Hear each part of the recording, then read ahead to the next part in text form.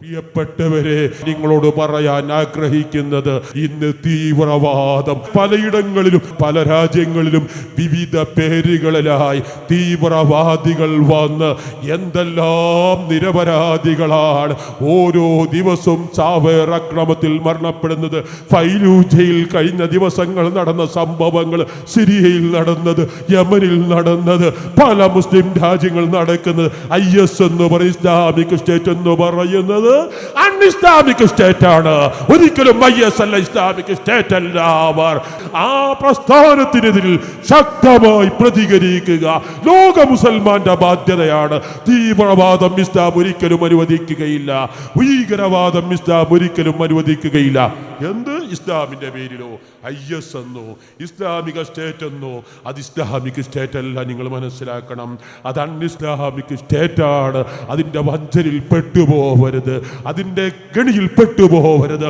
ഓരോരുത്തരും അവരെ ഒരർത്ഥത്തിലും തീവ്രവാദികളെ നിങ്ങൾ സഹായിക്കരുത്. ഭീകരവാദികളെ ഒരർത്ഥത്തിലും നിങ്ങൾ സഹായിക്കരുത്. അത് രാജ്യത്തിന് നാശമാണ്, ഇസ്ലാമിന് നാശമാണ്, ലോകത്തിന് നാശമാണ്.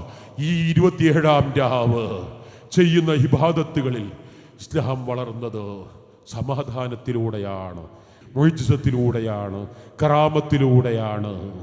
മഹാനായ ഖുതുബുസ്സമാൻ മമ്പുറം തങ്ങള് കൊടിഞ്ഞി പള്ളിയിൽ നൂറ്റാണ്ടുകൾക്ക് മുമ്പ് സ്ഥാപിച്ചതല്ലേ. എല്ലാ റമദാൻ 27-ാം രാവും അവിടെ വരുന്ന അപ്പങ്ങളിൽ തങ്ങന്മാർക്കൊരു വിഹിതം കൊടുക്കുമ്പോൾ, കാലിക്കൊരു വിഹിതം കൊടുക്കുമ്പോൾ, ഒരു വിഹിതം കൊടുക്കുന്നത് ആ പ്രദേശത്തുള്ള പാവപ്പെട്ട മറ്റു മതസ്ഥർക്കാണ്. ഇതാര് തുടങ്ങിയതാണ്? ഖുതുബുസ്സമാൻ മമ്പുറം തുടങ്ങിയതാണ്. മമ്പുറം തങ്ങൾക്കില്ലാത്ത ഇസ്ലാമാണോ നിങ്ങൾക്ക്?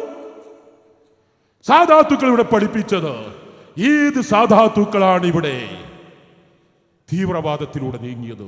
ആ ആചാരം ഇന്നും നിങ്ങൾ ചെന്ന് നോക്കിയാൽ, കൊടിഞ്ഞി പള്ളിയിൽ ചെന്നാൽ റമദാൻ 27-ാം രാവ്, ഏറ്റവും പ്രധാനപ്പെട്ട രാവ്, ഏറ്റവും കൊണ്ടുവരുന്നതിൽ അപ്പങ്ങളിൽ ഒരു വിഹിതം കൊടുക്കുന്നത് അവിടെ മറ്റു മതസ്ഥർക്കാണ്. അത് മമ്പുറം തങ്ങൾ പഠിപ്പിച്ചതാണ്. എല്ലാ വിഭാഗത്തോടും നിങ്ങൾ സൗഹാർദ്ദത്തോടെ പെരുമാറണം. ഈ സദസ്സ് ഇവിടെ നടക്കുന്നത് എന്തുകൊണ്ട്? ഈ സദസ്സിന്റെ പരിസരത്തുള്ള ഒരു 25 ചുറ്റളവിലുള്ള എല്ലാ ഓഡിറ്റോറിയങ്ങളും ഞങ്ങൾക്ക് വിട്ടു തന്നിട്ടുണ്ട്. ഒരു വാടകയും വേണ്ട എന്ന്. അതിൽ അന്യമതസ്ഥരുണ്ട്, മറ്റ് വിഭാഗം ആളുകളുണ്ട്. ഈ ഗ്രൗണ്ടിൽ മാത്രമല്ല ഈ പരിപാടി നടക്കുന്നത്.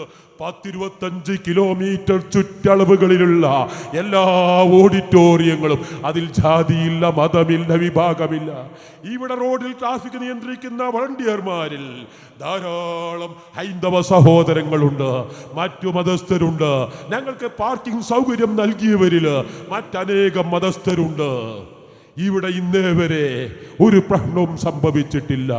മതസൗഹാർദ്ദം എന്നെന്നും മൂട്ടിയുറപ്പിക്കുന്നത് മതസൗഹാർദ്ദമാണ് ഇസ്ലാം പഠിപ്പിച്ചത്. പക്ഷേ അതിനർത്ഥം ഹൈന്ദവർ മുസ്ലിം പള്ളിയിൽ വരണം എന്നല്ല, മുസ്ലിമീങ്ങൾ ക്ഷേത്രത്തിൽ പോകണം എന്നല്ല. ഓരോ മതസ്ഥരും അവരവരുടെ ആരാധനകൾ അവരവർക്ക് നിർവഹിക്കുക.